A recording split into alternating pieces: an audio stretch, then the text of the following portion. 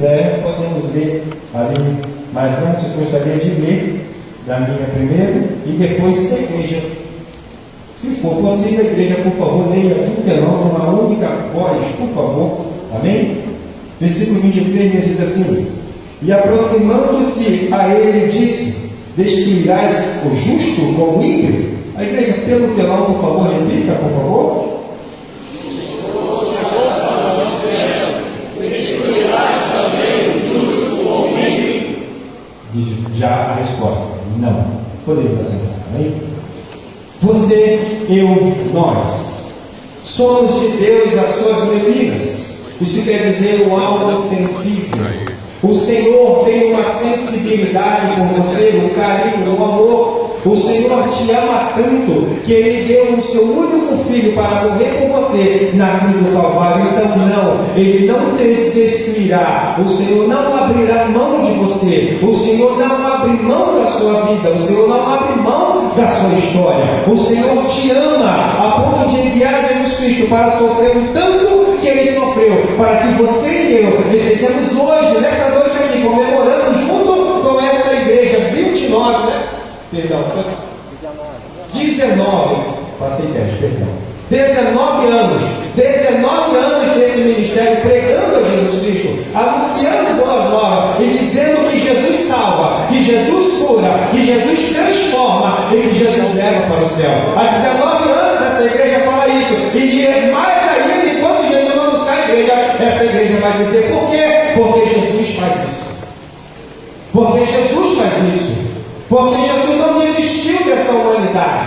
Porque Jesus não abriu mão das pessoas que estão do lado de fora. Porque Jesus não abdicou de nenhuma pessoa que ainda não veio. Ou seja, por aquelas pessoas que você chora, por aquelas pessoas que você ora, por aquelas pessoas que você entrega. Jesus não está mudando na minha casa. Eu quero te dizer, você pode até não estar vendo, mas o Espírito Santo está trabalhando. E no momento certo, essa pessoa também vai ser resgatada como você foi. Sabe, ainda que muitos vão dizer para esse não tem jeito, o Senhor vai dizer para você, não há nada que Ele tenha perdido o controle. Para essa pessoa também tem jeito, e Ele é Deus. A palavra do Senhor nos diz em Gênesis capítulo 18, versículo 23, que Abraão se aproximou de Deus.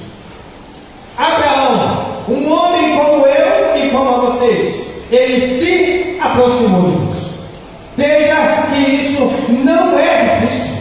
Veja que isso não é um impossível. Nós precisamos aprender com o nosso irmão, com o nosso pai na fé Abraão, a nos aproximar de Deus. A palavra do Senhor nos descreve que ele sentado à porta da sua cabana, ele estava sentado à porta da cabana, quando percebeu que perto dele estava se aproximando 3 pessoas. E quando ele percebeu quem eram essas 3 pessoas, a palavra do Senhor nos diz que ele se levantou com pressa e saiu correndo ao encontro dessas 3 pessoas. E quando ele reconhece aquelas pessoas, a primeira coisa que ele faz é tomar uma atitude. Qual é a diferença da igreja de hoje? É que nós esperamos demais para tomar uma atitude.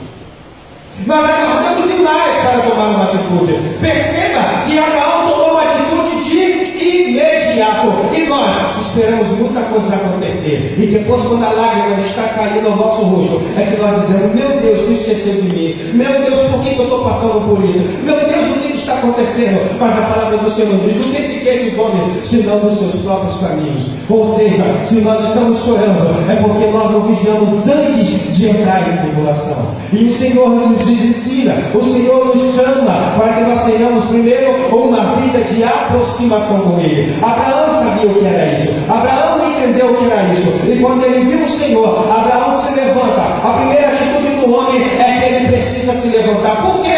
Porque Deus não fala com ninguém prostrado. Porque Deus não fala com ninguém caído. Porque Deus não fala com ninguém no chão. Sabe, você pode até se levantar para depois baixar da casa do oleiro, mas a primeira atitude do homem de Deus é colocar-se de pé. Ou seja, você precisa tomar uma posição dentro da tua casa, diante das coisas, dos teus problemas. Você precisa tomar uma decisão diante das coisas que estão te cercando. E quando você não se posicionar, as coisas continuarão indo sem rumo e sem direção na sua vida. Mas não é problema de Deus, o problema é que você ainda não se posicionou. É necessário entendermos que o posicionamento ele é crucial para uma vida de vitória. Sem um posicionamento, a nossa vida de vitória, ela fica mais difícil. Por quê? Porque sem um posicionamento, nós vamos entrar em Apocalipse. Quem dera que fosses quente, ou quem sabe até frio, mas porque és morno, eu vou te vomitar. Ou seja, o crente precisa aprender a sair de cima do muro. Ou nós somos, ou nós não somos.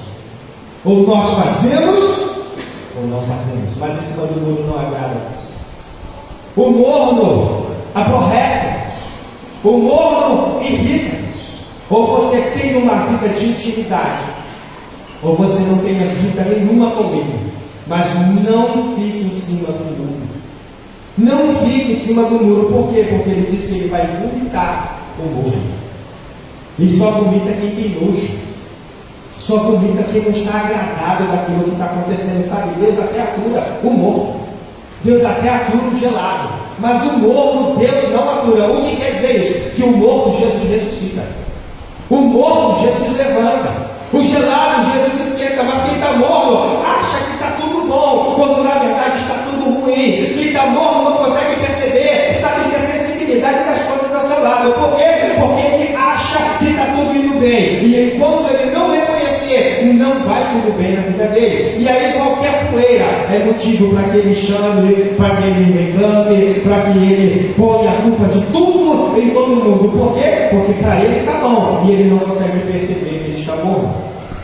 Sabe, Abraão tomou uma atitude, levantou-se da sua cabana, foi correndo até o Senhor. E sabe o que isso acontece? Ele se aproximou de Deus, ele chegou-se perto de Deus, ele chegou mais perto de Deus. E quando Abraão faz isso, sabe o que isso quer dizer? Abraão está demonstrando para a igreja que ele tem uma proximidade, que ele define o seu relacionamento com Deus. Ou seja, eu conheço Deus, eu sei quem é Deus, e o meu relacionamento com Ele não é de distância, não é de, sabe, de longitude. O meu relacionamento com Deus é cara a cara, é face a face, é de perto. Eu estou com Ele, andando com Ele, eu estou com Ele, do lado dele. O meu relacionamento com Deus não é para que eu fale daqui e Ele me responda de lá da porta, não. O meu relacionamento com Deus é que quando Deus está na casa, eu tenho que aproveitar o máximo, porque Deus vai me atender. O meu relacionamento com Deus não é para ficar prostrado à beira do caminho, orando, esperando Jesus passar e aí não tomar atitude nenhuma, não. O meu relacionamento com Deus é que Jesus está passando e quando Ele pinta lá na porta, eu já estou gritando: Jesus, filho de Davi, tem misericórdia de mim. O meu relacionamento com Deus é reconhecer que quando o Senhor está chegando, eu sei que é o meu Senhor e por isso eu posso gritar com fervor: o Senhor está na casa. O relacionamento com Deus, a nossa aproximação com Deus é o que define o nosso relacionamento. Ou seja, quanto mais perto você estiver de Deus, maior é o teu relacionamento com Deus. Aí o diabo não te engana, aí Satanás não te passa para trás, aí o mundo não consegue te levar. Por quê? Porque você tem um relacionamento de proximidade. E quando o diabo chega com aquele sapatinho que ele te dá, aquele sapatinho que ele te enganando, você vai poder dizer: opa, para cá não, vai me enganar não, porque eu sou lavado, eu sou remido, eu sou comprado pelo sangue de Jesus. Glória a Deus. A sua aproximação, o seu relacionamento com Deus vai determinar o que a sua aproximação com Deus.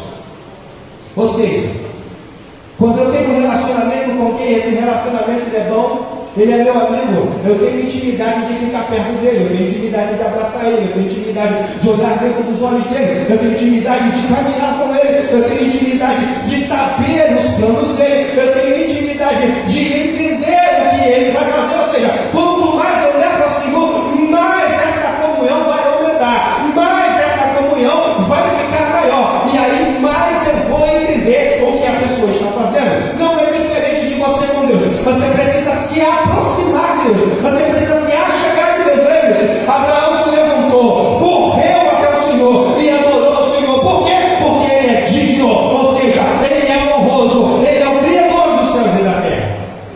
E precisamos entender que Abraão tomou 3 atitudes. Ele se aproximou, ele chegou mais perto do Senhor. E quando ele faz isso, ele está do lado do Senhor. Olha o privilégio que esse homem tem. Ele está do lado do Senhor.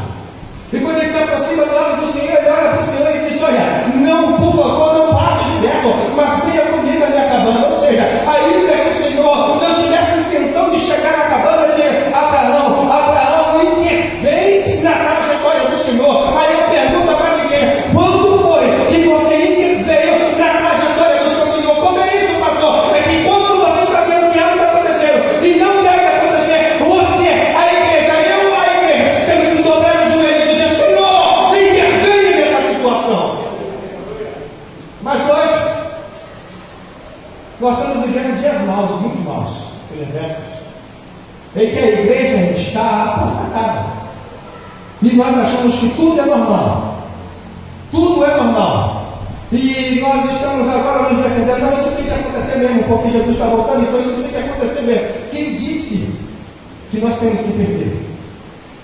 Quem foi que disse que para aprender a andar de bicicleta tem que cair primeiro? Você cai a consequência de tentar, não é que você tem que cair, não, é uma consequência da liberdade que você está tendo. Ei, se você cai ou se não cai, você tem que aprender a andar de bicicleta. Entenda isso: a sua aproximação de Deus vai fazer com que você não fique, sabe, parado diante das diversidades da vida. Você não vai abrir mão da pessoa que o diabo está levando, você não vai abrir mão do que o diabo está pescando, você não vai abrir mão do que está dentro da casa do Senhor, está dentro da casa do Senhor, e não sentir a sua presença. Você vai querer estar aqui dentro e dizer: esta é a casa do Senhor, e na casa do Senhor o dono está nela, o Senhor está nela, porque é Ele que manda, é Ele que vive, é Ele que está nesse lugar. E quando Ele está nesse lugar, a palavra do Senhor diz que aonde o Senhor está, alguma coisa acontece. Mas o que acontece? Depende da sua relação com Ele. Às vezes a gente entra no culto e sai, e ainda reclama: não está bom. Ei, o culto nunca foi para você, sempre foi para Ele. É em nome dele, é para Ele, é no nome dele,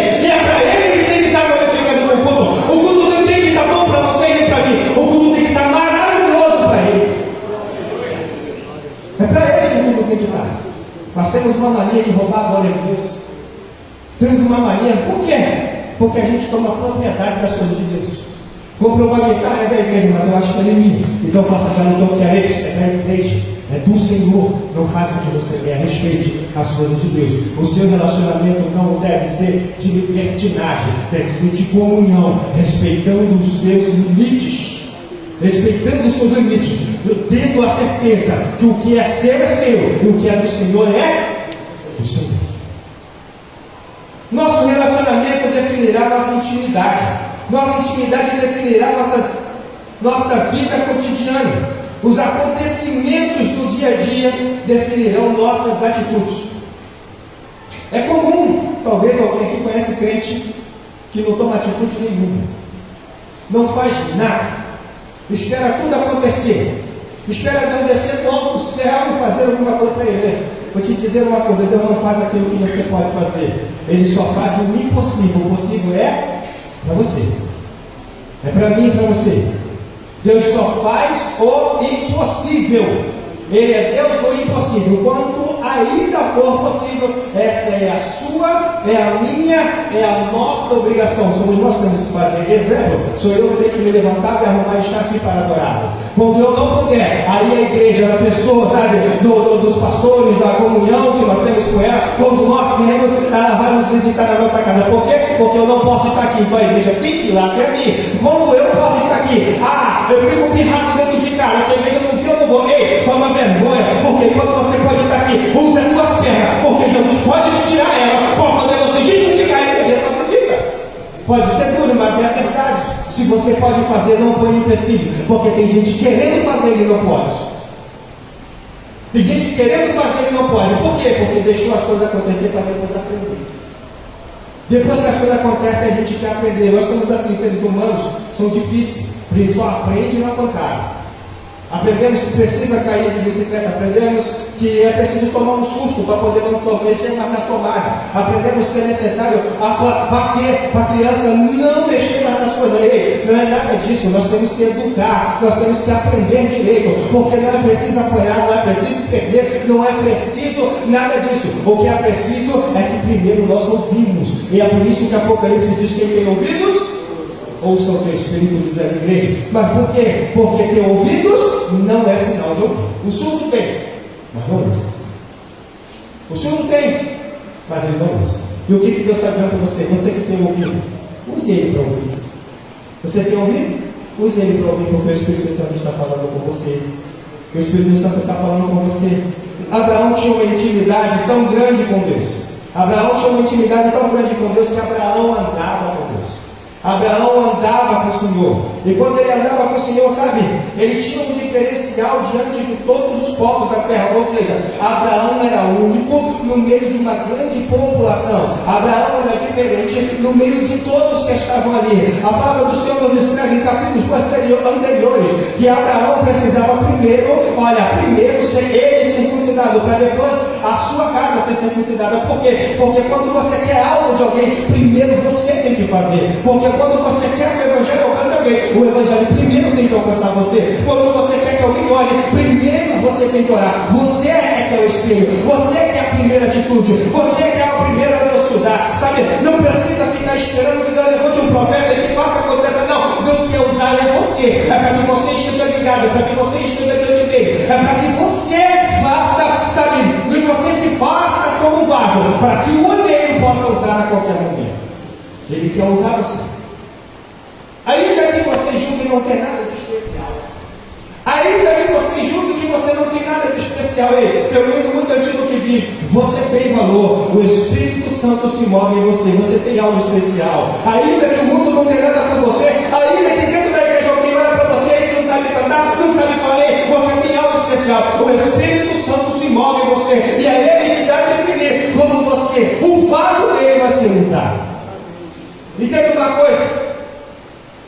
Lucas capítulo 6, versículo 44 diz assim, pela Bíblia de Jerusalém, amém? As referências pela Bíblia de Jerusalém. Com efeito, uma árvore é conhecida por seu próprio fruto. Não se colhem figos de espinhos, nem se vidimam uvas de sarças. Entende uma coisa?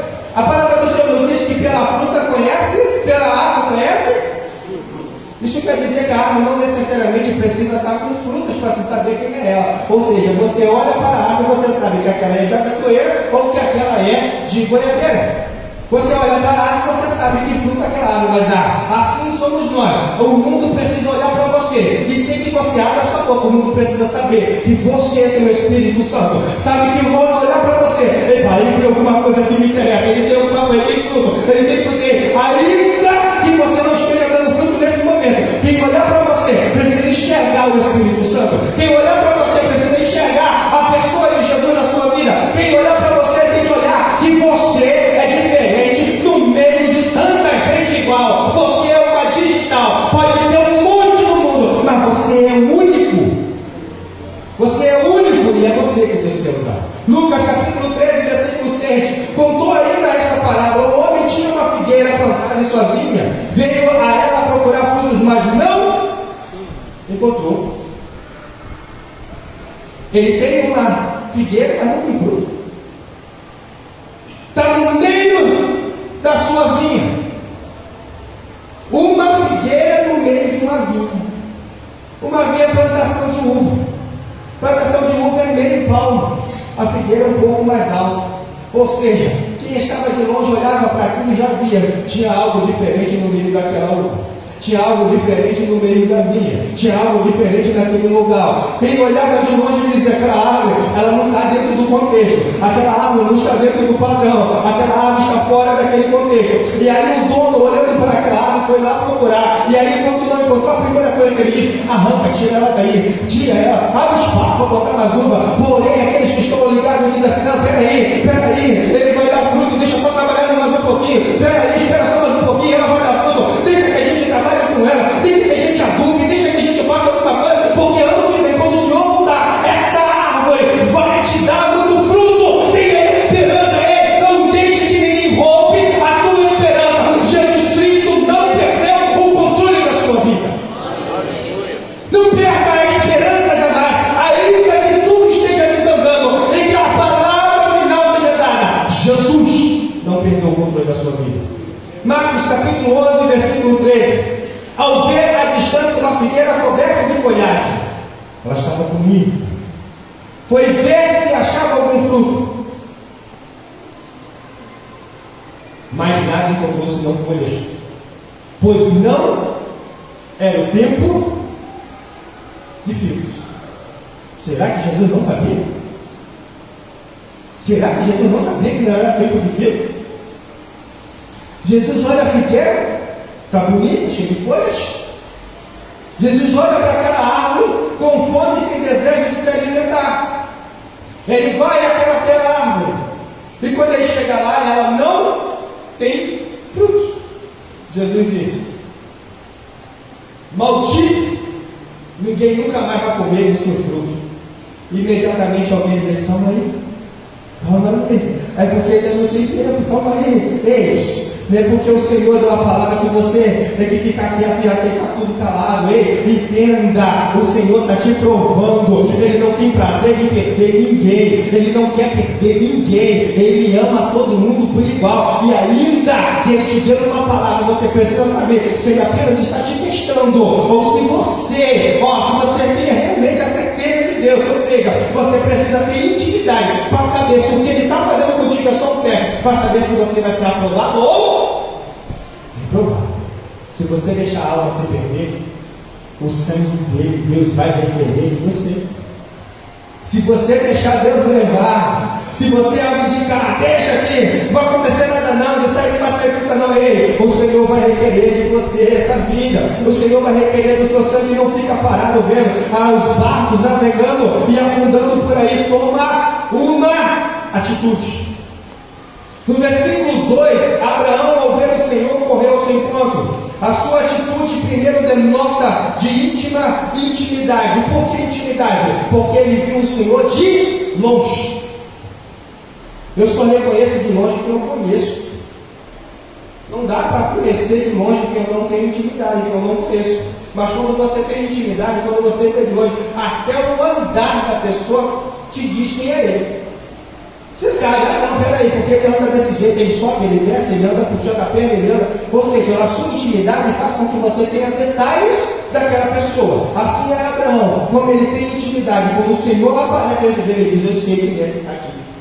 Eu sei quem é que está aqui, sabe? Elias dentro de uma caverna, o Senhor, ele está lá dentro da caverna pedindo ao Senhor um refrigério. Aí o Senhor vai com fogo, o Senhor vai com vento, o Senhor vai de todas as maneiras. E aí ele sai toda bem na porta da caverna e diz: o Senhor que está aí? É o Senhor que está aí. De repente vem uma grande brisa. Aí ele se acende e diz: meu Deus, verdadeiramente agora sei que o Senhor está aqui. Isso quer dizer que mesmo Elias sendo grande homem de Deus, diante da adversidade, ele estava tão desesperado por um alívio que estava confundindo a presença de Deus. Porém, o Senhor vai te usar para que você entenda quem é Ele de verdade, para que você conheça quem é Ele de verdade. E não são ventos por aí, são a sua presença denotada na sua vida.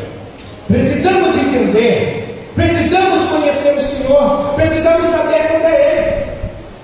Nós não podemos aceitar qualquer coisa. Às vezes, por não conhecer a voz do Senhor, a gente aceita tudo que dizem para a gente. Não, você tem que sair de lá agora e abrir uma igreja, porque é de Deus, é para tudo assim. Deus não trabalha com bagunça, não. Quero te dizer que a primeira pessoa que o Senhor vai falar de mim é você. Ele não vai usar simplesmente alguém do nada e vai dizer: você tem que fazer isso. Não, primeiro ele vai falar com você. Depois que ele falar com você, ele pode usar até qualquer outro vaso. Ele vai usar quem ele quiser. Porém, primeiro você tem que saber. Aí você vai dizer: meu Deus, verdadeiramente tu está falando comigo. Meu Deus, como tu está usando na profundidade, como tu está falando comigo desse jeito. Por quê? Porque você já sabe. Você já sabe. Ele só está usando alguém para que você tenha certeza. Para que você saiba que a voz que falou com você é a voz do Senhor. Sabe o que me lembra Samuel? Samuel era jovem, estava dentro da casa do Senhor, e aí ele ouve a voz do Senhor, e quando ele ouve a voz do Senhor, o que ele faz? Ele corre até o seu Senhor, ele corre até ali, e diz: Eli, tu me chama. Ele está vendo que ele está dormindo, ele sabe que ele não chamou, ele está vendo que ele está dormindo. Mas por que ele confundiu a voz de Deus para de mim? Porque é mais fácil a gente duvidar primeiro do que acreditar. É mais fácil a gente primeiro duvidar: será? Será? E aí Eli, que custou a entender, quando finalmente entendeu: peraí, eu não estou chamando ele. Quando te chamar de novo, se te chamar, ainda tem isso, Você diz, fala, Senhor, que o teu servo ouve. O Senhor está te dando oportunidade. O Senhor está te dando oportunidade. Ele está falando contigo. O Senhor está te dando oportunidade. Ele está falando contigo. Está na hora de colocar de pé, sabe, fazer igual a Isaías. A quem enviarei, Senhor? Envia-me a mim. Envia-me a mim. Você tem que tomar uma atitude. Você tem que tomar uma posição, uma postura. Tem que se levantar, colocar-te de pé e dizer, Senhor, eis-me aqui. Envia-me a mim. Tem que se olhar igual Samuel e dizer, fala, Senhor, que o teu servo ouve, mas tem que prestar o seu ouvido para ele, porque eu já disse aqui que teu ouvido não é sinal de ouvir. Então você pega o seu ouvido e não fala junto com ele, cala, porque o Senhor está falando. Jó 42:5 nos diz assim: eu te conhecia só de ouvir, mas agora os meus olhos te veem. Jó passou uma moeda tão grande. Jó passou uma moeda que talvez eu e você corria. Talvez eu e você, não sei. Talvez eu corria na primeira. Mas ele passou uma moeda tão grande, passou tão miseravelmente na moeda, que eu ainda vejo gente dizer assim: Senhor, me dá paciência de Jó, pelo amor de Deus, não faça isso. Você está disposto a sofrer o que ele sofreu? Para ele ter aquela paciência, você está disposto a passar o que ele passou? Você está disposto a viver o que Jó viveu? Você está disposto? Acho que não. Eu não. Jó perdeu tudo, literalmente, menos a mulher. Perdeu tudo: filho, casa, fazenda, saúde, mas ele não perdeu Ele não perdeu o que, igreja? Eu não entendi. Ele não perdeu o que, igreja? Ele não perdeu o quê? A esposa. Ele não perdeu a esposa passou com ele tudo, e ainda tendo mandado ele amaldiçoar, ele não trocou de mulher não trocou de mulher não, foi que passou a punhar, mas ele não trocou de esposa, ele não trocou. E hoje a gente vê casais sendo desfeitos, não é isso, pastores? Nós vemos casais sendo desfeitos por qualquer coisa. Casou com a mulher é magra, a mulher engordou, não presta mais. Casou com a mulher, a gorda emagreceu, não presta mais. Casou com a mulher, era legal, agora ela discute, não presta mais. Tudo é motivo. Eis, o que uniu Deus, acho que a igreja esqueceu, né? O que Deus uniu,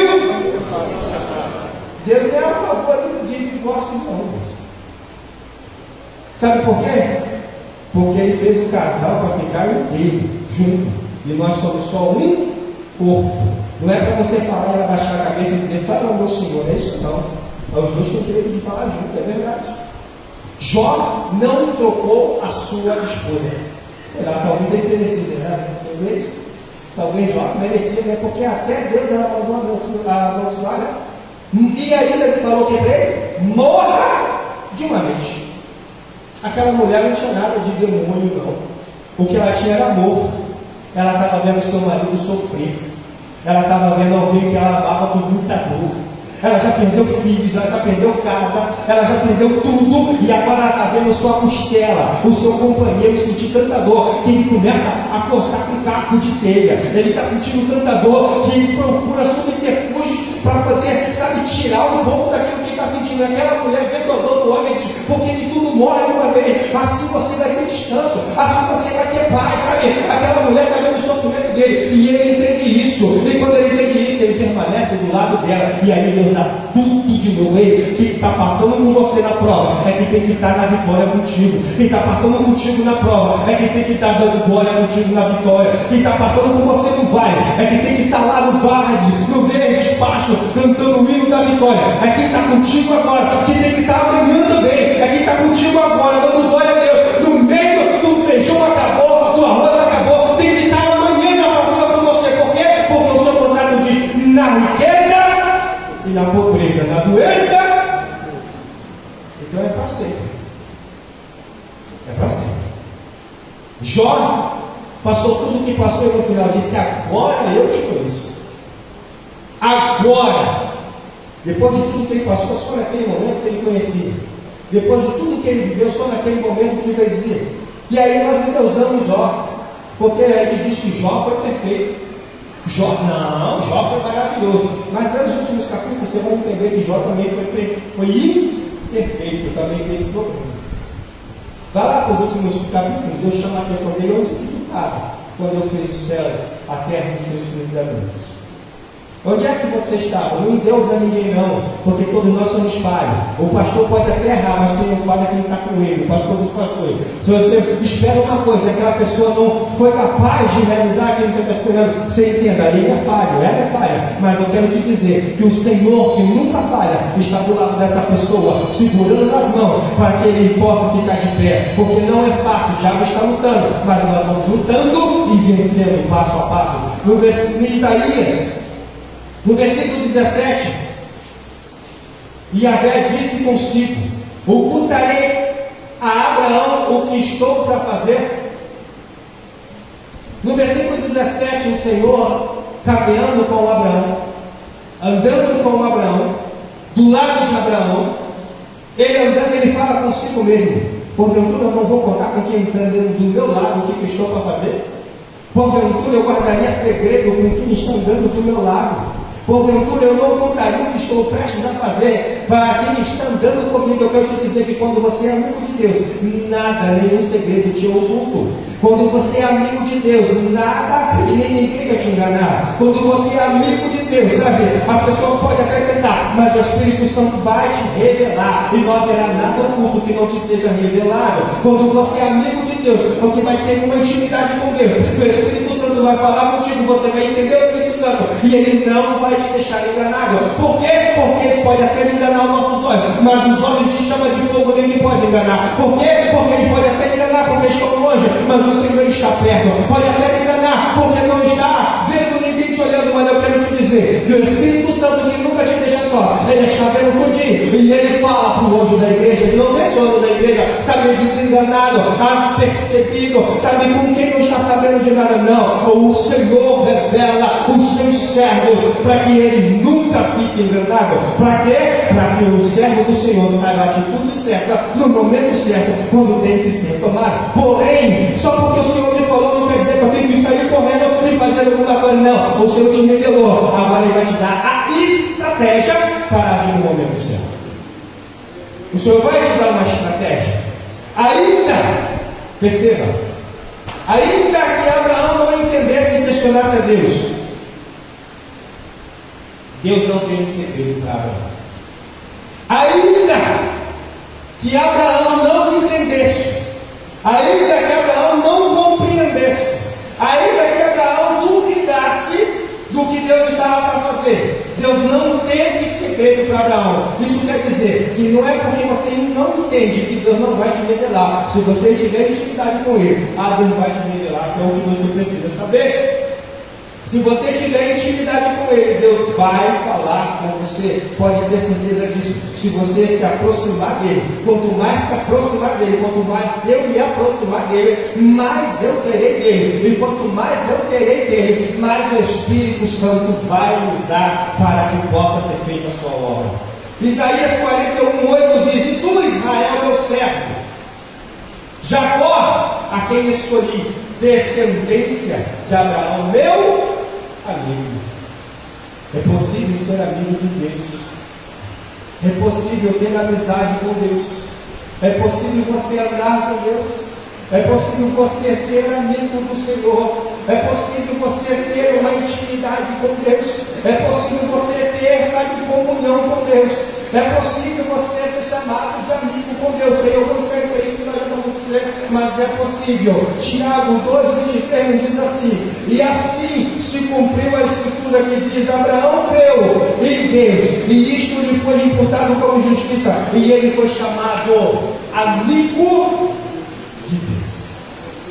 Entenda uma coisa: Abraão não foi chamado de desconhecido. Abraão não foi chamado de alguém que é alguém, não. Abraão foi chamado de amigo. Isso quer dizer aproximação. Isso quer dizer que ele se achegou. Isso quer dizer que ele está perto. Isso quer dizer que ele tem convívio. Isso quer dizer que ele tem acesso. Ou seja, o meu amigo visita a minha casa e eu visito a casa do meu amigo. O que quer dizer isso? É que quando eu dobro o meu joelho e sou amigo de Deus, os céus descem ao meu favor. E que quando eu sou amigo dele, eu dobro o meu joelho, os céus descem ao meu favor. Os céus estavam amigo, aí sim as pessoas vão olhar para você e vão dizer: nossa, quando essa pessoa tem algo diferente, eu não sei o que é, mas algo diferente tem nessa pessoa. Por quê? Porque você é amigo de Deus, mas só pode ser amigo com Deus quem tem relacionamento com Deus. É possível ser amigo de Deus. Deuteronômio no capítulo 28, versículo 1, nos diz as qualificações do amigo de Deus. Chega a ser amigo de Deus. Portanto, se obedecerdes de fato a voz de Yahvé, teu Deus, cuidando de pôr em prática todos os seus mandamentos, que hoje te ordeno, e Yahvé, teu Deus, te fará superior a todas as nações. Entenda uma coisa: se atentamente ouvirdes, novamente o Senhor está te dizendo: ouve a minha voz. Novamente o Senhor está te dizendo: ouve a minha voz, igreja. Novamente o Senhor está dizendo: